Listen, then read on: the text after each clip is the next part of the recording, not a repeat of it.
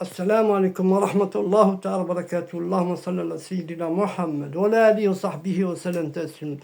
Je vous raconterai des récits de djinn liés à cette pratique, à ce word que je vous ai donné. Les maîtres des tariqas rapportent que dans certains zawiyas, ce programme a attiré des djinns pieux venus assister au dhikr collectif. Un disciple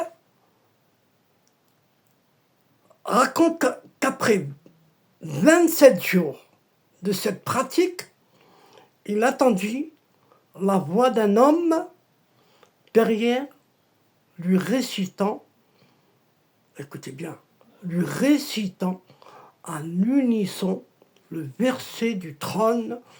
Son maître lui explique qu'il s'agissait d'un djinn musulman nommé Abdelrahman al-Katib, chargé par Allah subhanahu wa ta'ala d'écrire les noms de ceux qui accomplissent cette discipline. Masha'Allah. Non. Dans un autre cas, un jeune talib rapporte qu'en se levant pour le dhikr du matin, il sentait une ombre le précéder vers la mosquée et que la rue semblait, c'est clair, son shir lui confirma. Son shir lui confirma que c'était un djinn croyant venu protéger ton chemin. Ces présences ne sont pas recherchées directement, mais elles apparaissent naturellement car la pureté du cœur et la constance du dhikr créent un environnement que les djinns croyants aiment fréquenter. La régularité, matin et soir, sans interruption, même en voyage ou en maladie, on peut réciter assis, allongé, si nécessaire. Visualiser une lumière blanche descendue du trône d'Allah subhanahu wa ta'ala, envelopper le cœur de chaque récitant. Après chaque série de récitations, rester quelques instants dans le silence en sentant que le cœur voit la lumière d'Allah, An-Nur. Pour atteindre les fruits complets, maintenir cette pratique 40 jours.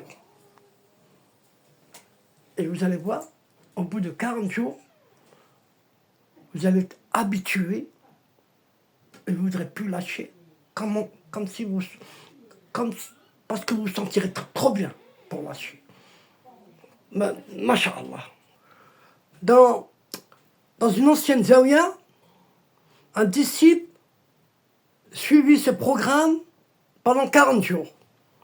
Exactement, la 40e nuit, il fit un rêve où il voyait un vaste désert éclairé par la lune avec 3 tentes de lumière. Dans la première, il avait des anges qui écrivaient son nom sur un parchemin d'or. Dans la deuxième, des djinns musulmans récitaient avec lui les mêmes versets et leur chef lui dit « Nous avons reçu ordre de t'assister désormais jusqu'à ta mort, car tu as franchi la porte des sincères. » Dans la troisième tente, un vieillard lumineux qu'il reconnut plus tard comme son shir, Moulay Khalid al-Baghdadi. lui transmis une clé de lumière en disant ceci est le Miftah al-Hafid, la clé de la préservation. Garde-la par la régularité. Depuis ce jour-là, il fut connu pour ne jamais être touché par la sorcellerie ou le mauvais œil, malgré de nombreuses tentatives. Assalamu alaikum wa rahmatullahi wa barakatuh.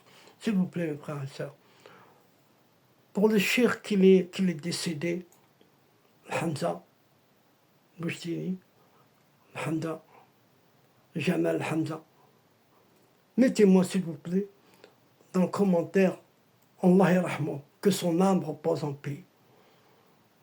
Je saurai que, au moins vous aussi, vous avez été touché par un saint homme. Assalamu alaikum.